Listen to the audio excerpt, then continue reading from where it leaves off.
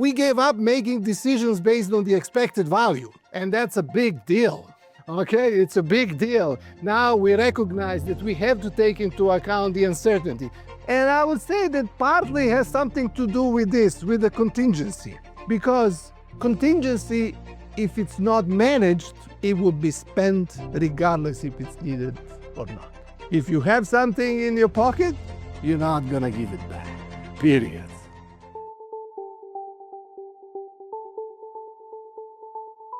I'll start this presentation in a Texan way. I'll say howdy.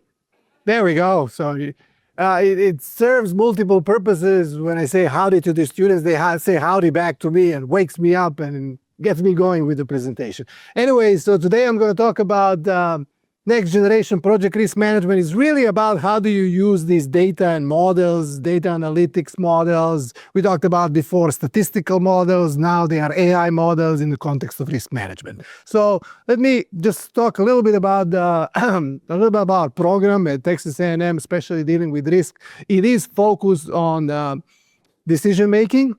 Primary, and in support of the decision making are the quantitative models we're talking about. I recall as a student, I was told this George Box quote saying all models are wrong, but some of them are useful. Okay, and we will talk about what models are useful, and it's really important to put this in a context of what were the before statistical models, what is now AI models, and what do models serve, how they serve us. So anyways, I'll talk about that, and our program is really based on that. And in that context, we are focusing on variability. Now, I deliberately avoided the term uncertainty because it brings up different kind of connotation, whether it's aleatory uncertainty, epistemic uncertainty, agnostics. There are all sorts of philosophical debates about the uncertainty. I don't want to get into this, but anyways, our program is focused on variability in order to do some of the basic project risk management functions, such as building the contingencies, managing risk, mitigating risk, monitoring and controlling the risk. So our program is really based on that, and with my former colleague Kenneth Reinschmidt, we compiled the notes from our 20 plus years of teaching project risk management into this book. So anyways, it is there. I'll start this presentation with some of the good, bad, and uglies of the project risk management. For full disclosure, this is an AI-generated image, okay? I plugged it into ChatGPT, the good, bad, and ugly, and what came out was I guess Clint Eastwood's image over there. I really tried to mess with it a little bit. Like after an hour of messing with it, I gave up because it's not good enough yet to deal with images. Whenever I said something, he comes up with some gibberish over there. So anyways, it is an AI-generated image. Some of the good things right now about project risk management and state of practice in project risk management, data is being collected, okay? Now, what sort of data?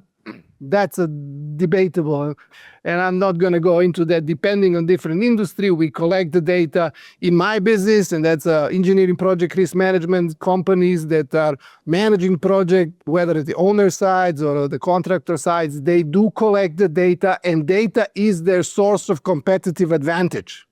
Okay, they treat data that way, they shield data, they make their decisions based on that.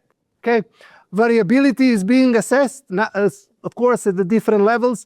We gave up making decisions based on the expected value, and that's a big deal. Okay, it's a big deal. Now we recognize that we have to take into account the uncertainty. The way I talk to these students about this is, well, I don't know, average man can lift 50 pounds, okay? Average weight of 50 pounds. Now, I'll find a 5-year-old and a 95-year-old to lift 50 pounds, and none of them can do it. So we don't make decisions on averages, but we take into account this variability. Risks are being managed. This is already a well-established process. Now, different organizations, different industries, different sectors will have slightly different process. There is a PMI notation, there is a CNI notation, there is a risk analysis group that has a different notation. How do you do this? But basically it's the same thing, right? We either buffer, transfer, control, and assume the risks, okay? So the basic principles are there. People are using it. The terminology is slightly different from one organization to another organization, but the basics are there. So that's really good thing, okay? What I see it's somewhat problematic is we have extensive focus on identifying individual risk. I have worked with many companies within the industrial sector, petrochemical sector, and one way to make risk management pretty boring is to put people in a room like that, hold them there for 2 days to come up with certain amount of risks, okay? And everybody comes up with something else, and they all know deep inside that nobody's going to pay attention to this, okay? But that's something that they have to do, okay? That is actually doing disfavor to the whole process, okay?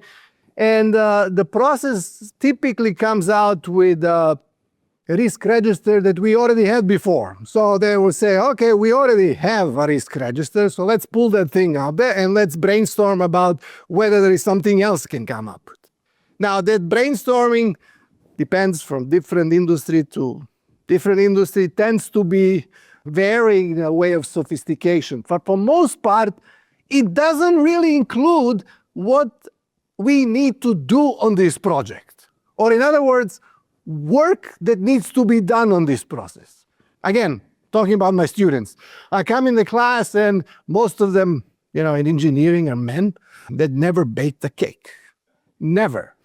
So I say, let's put you there and let's do our risk investigation, risk identification process and assessment about baking a cake. What can go wrong? And I'm like, I don't know, we can drop the cake. I don't know, I can put the wrong ingredient or something. So it's very superficial. So we tend to do risk management often in a very superficial way if we don't understand what really is going about that project. So the next stage, I give them a process map for baking a cake. Believe it, there is a process map of baking a cake, okay, with the activities, durations of each activity. After they see a process map, most of them actually can do very intelligent risk assessment of baking a cake, whether it's what is the customer needs, whether it's, mixing drying ingredients, and once you mix it and you put that milk or whatever, it's gone. There is no coming back. So that's one way we promote the risk identification process to involve first representation of what's going to happen on the project, okay? The work being done. It's really important. And there is an ugly, okay? Now, contingency, it's in many ways misinterpreted term. The only risk contingency is addressing is risk of running out of money. That's the only risk you manage with the contingency. And when they set up the contingency, and this is prevalent in project industry across the, I would say, capital projects, is, well, they put some percentages, 10% of the expected, the baseline cost, we'll add 5%. Oh, we'll add 10%. Oh, I don't know, 7 or 8. Nobody really knows what they want to add. But this has nothing to do with that risk if you don't know variability, okay? So your basic statistics of understanding the confidence interval around the baseline cost could be 5%, could be way too much. Or why 5% could be way little. But it's easy, and that's why we do it, because it's easy. Now, what I also see, it could be even worse. And I think, and now I'm going to make a bold statement here, I think a lot of our lack of improvement in productivity in project sector industry. So if I don't have it here, but if you've probably seen this typical figure of productivity growth in different sectors, manufacturing, agriculture, kind of exploded. Project flat. Last 50 years, flat. No improvement in productivity in project industry. And I would say that partly has something to do with this, with the contingency. Because contingency, if it's not managed, it will be spent regardless if it's needed or not. If you have something in your pocket, you're not going to give it back, period. Okay? And that actually shows in data. And I've seen some data which shows these negative correlations. And I'll come back to the correlation in a second. Negative correlations between the work item in the same larger work package. So I started wondering, there's no really negative correlation, shouldn't be a negative correlation between two items. One goes better, the other goes wrong. And guess what's happening? They are trying they're trying to spend the budget. If they do well on one item, they'll slow down on the other item to meet the budget. Negative. You're going to spend that budget if you were given, regardless if you need it or not.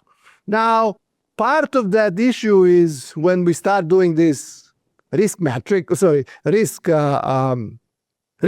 register, and we start adding contingency. For some of these high impact, low probability risks, we have like one of the major company comes up and say, I don't want to take this hurricane probability risk. You don't want to take it? Okay, how do I price that? Do you really want me to price that in your contract? They do. And we are building these contingencies for the items that have very low probability, high impact, their expected value, it's significant. And if you think about context of how I define the contingency of preventing risk of running out of money, if the risk doesn't happen, you wasted that money. Remember, contingency will be spent. If it happens, no contingency will help you.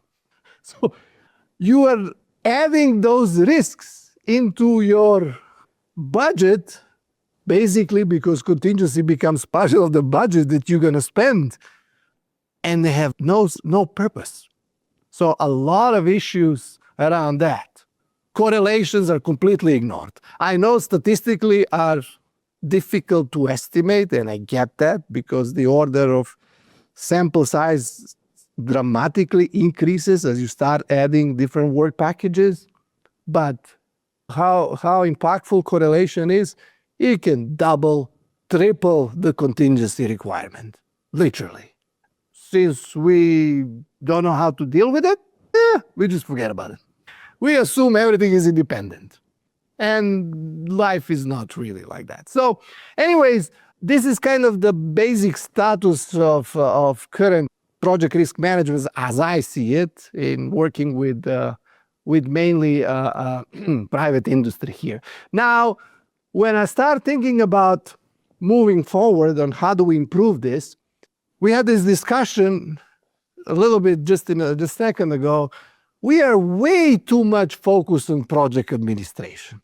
Okay, meaning like we are trying to do a lot of accounting for the purposes of justifying certain things, justifying our payments, okay, without fully understanding what's really going on. If I don't understand how my project actually works, the engine behind it, that sausage machine, how do I make this thing?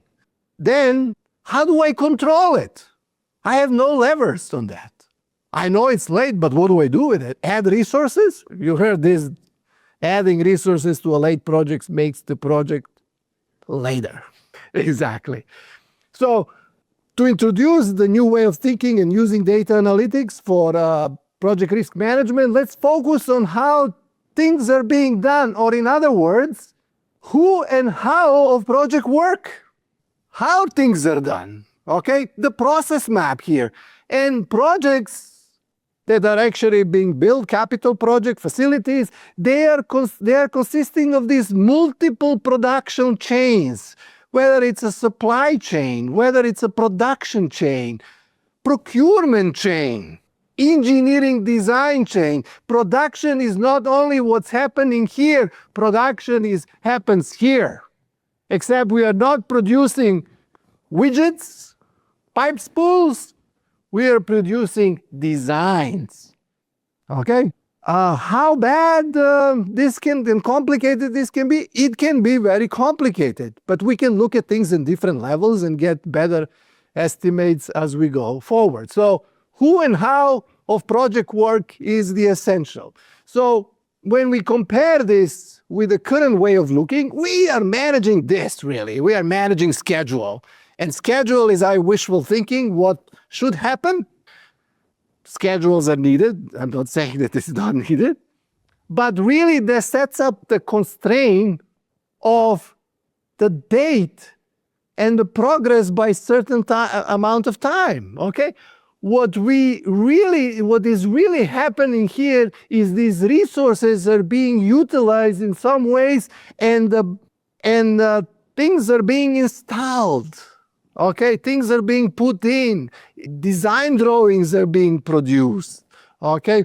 Elements are being prefabricated, and they move through this process, and what comes out is what we call a rate or a throughput. So my project, think about it as an engine. This is the engine, and this is the outcome of what that engine is. If we don't know this, how the heck are we going to manage this? Are we going to tell the foreman, oh, make things go faster? Yes, faster. But what this does, it sets up the feasibility of this. Now, if you just look at this, it's just a bunch of resources. Now, these resources doesn't produce what we call a capacity. You can have a lot of resources and no production, or very limited production. The way this is organized is the key. Now, when we talk about organizing this, Texas A&M works with the Project Production Institute that is trying to bring these concepts, and the concepts actually originate from operation science. So this is not some buzzword that comes from certain organization that says, okay, we're going to have this and this. They patent the term. No, I mean, this is basics of operation science, and it's based on a couple of key principles. One of them is by Little's Law. And Little's Law is really valid to the point that people can say, well, it's kind of like your Newton's laws. It's being tested and proven.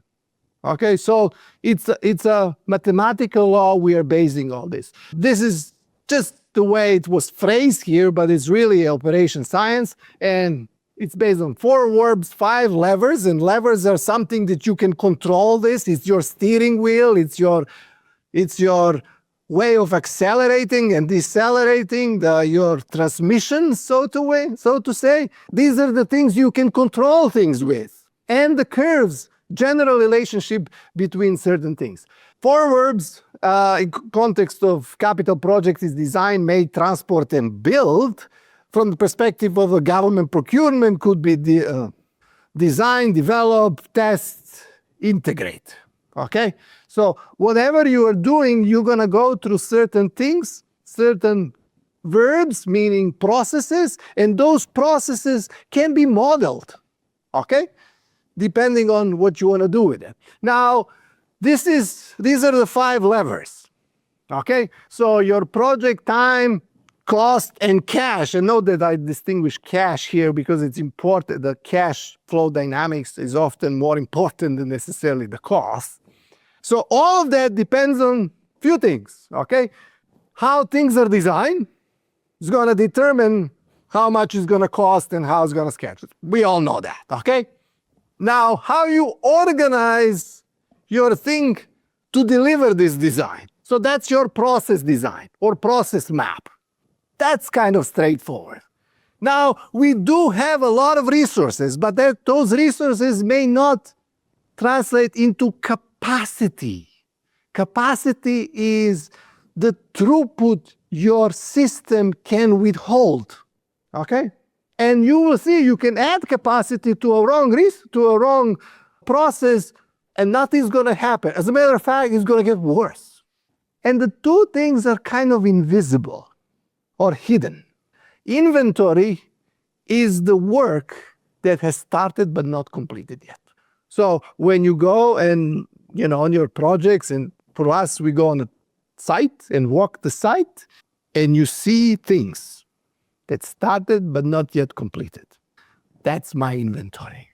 When I go there, I see a pipe spool, a pile of pipe spool, okay? Now, they're not completed, not installed. There is a lot of them on one side.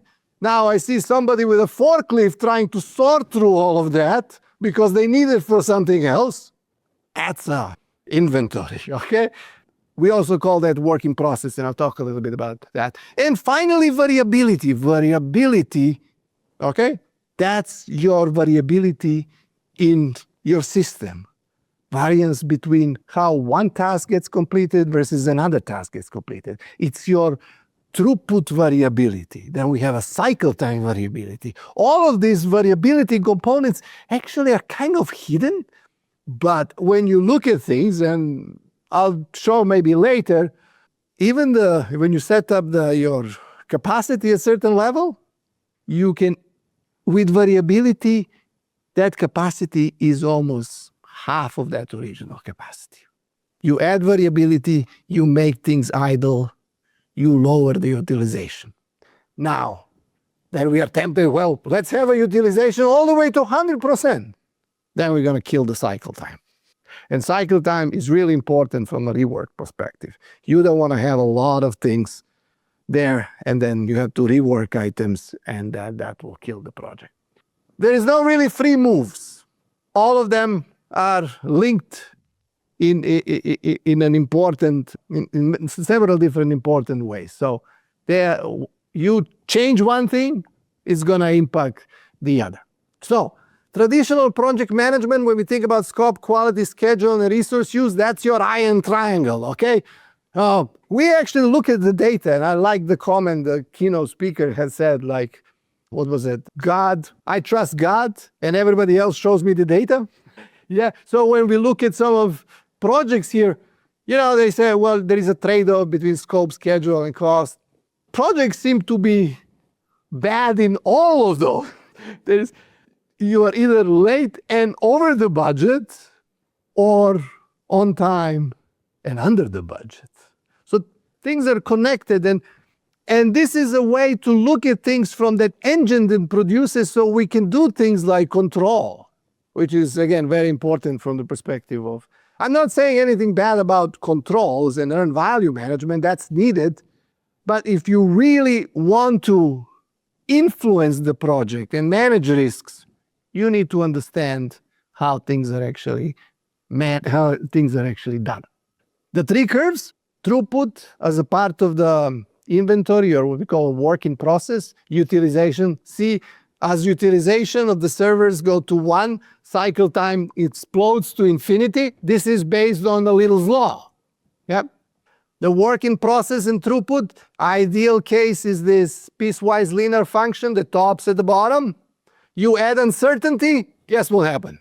Bum. You don't need to think about risk factors, about, it could be rainy, sunny, whatever. You just had natural variability, and you cut your production rate, throughput rate by 1/3. There we go. Natural variability. Okay? This is a fill rate for the inventory. Now, we talk to a lot of industry. So we hold classes about this, to professional development classes, to different industry segment, defense contractors. We actually do this with the submarines, the organizations that takes the submarine and refurbish the submarines, okay, used already. And these are the experienced project managers. And when we ask, do you think what's the relationship between the cycle time and utilization? This is the responses. So how are you going to manage things without fully understanding? These are not project managers that are not experienced. This is like top project managers are in the room. And very little is understood because they never taught us that. We never had to think about this. We were focusing on administrations, things like that, not necessarily on how things are actually being done. This is an example of high-level map versus detailed map. I'm not going to go through this, but basically every production system can be modeled at multiple levels, and this is just the representation of something relatively straightforward and simple. Okay?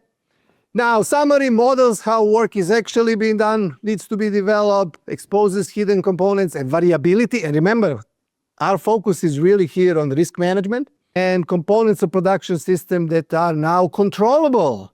Risk can be managed. If we can reduce the variance, we can actually get less of a contingency. Now, putting that in the context of traditional way of thinking, and we all have some version of CPM or PERT in our education, and I spend a lot of time teaching about PERT, and that's all fine. But if we want to go to the next step of understanding how we actually control that risk, we need to understand this part. And that's the part how items get fed to different servers with different uncertainty levels and how they go from source to sink. Or when we do items, how do we move? What flows through the production system? And things change as it flows. Design drawings move into prototypes, move into prefabricated modules. Modules get shipped and integrated in the system. So you see in different elements of the production system, different things flow, and there is all sorts of uncertainty. And by the way, these could be correlated, okay? Because you never send the same work package. By the way, we often get this question, oh, this is manufacturing, okay? They do the same thing, okay? They are moving the car like through the production line, and that's fine. For most part, we are doing the same thing also, except the pipe is slightly different, the design is something different. We understand that really is a source of variability that makes things a little more complicated here. But we are not reinventing the wheel here, okay? These items, those work packages that you send to the system, these servers, this is what they do. This is what they train. They get educated to do this, okay? So we are not landing on a Mars necessarily here. One-time event. Even that is composed of the activity that you have done before. And it could be decommissioned this way. So we move from here to here. So next generation project risk management, it's really, you need to understand how production systems work. Like it's going to help you identify the risks from your risk register. Remember when you meet next time in these risk identification workshops, where you're going to come up with a risk for risk register. If you don't have a production map or how things are actually being done, you're really shooting in the dark. Now, there is all sorts of risks that you don't even think about it. Things like cycle time. Higher cycle time, if you need to do rework, it's going to impact your schedule because you're sending it now back to a production system. Now it's going to take forever. But we are, this project mentality, if something is late, I'm going to open up something new. Because, hey, I'm being paid to do work and I'm going to keep on doing things. Guess what you're doing? Building what we call a WIP, inventory. What happens with a higher WIP? And you add variability to that, cycle time explodes, throughput reduces, and that risk is not even on your mind. Okay? So, inventory and work in process, as well as the cycle time, are one of the key components, even without more esoteric sort of risks. That's going to make your project fail. It's no wonder our projects are failing. By the way, in private sector, capital projects, it's not much better than the government projects. It's not much better, okay? We don't have this kind of a very problematic scope definition, because that can change, like if you are, let's say, Chevron, you are in this same business and you're not going to be planting flowers for your business next year, okay? This is your business, this is your objective. Your objective is to make money from what you do and have resources on. That does not change. And the projects are scoped. They're scoped based on their return. And they don't touch the scope. So they don't have that, but they still fail miserably, okay? Because of this mentality, oh, let me do things. You keep on, there is, by the way, when we start doing this, there is this, what they call 90% liars club.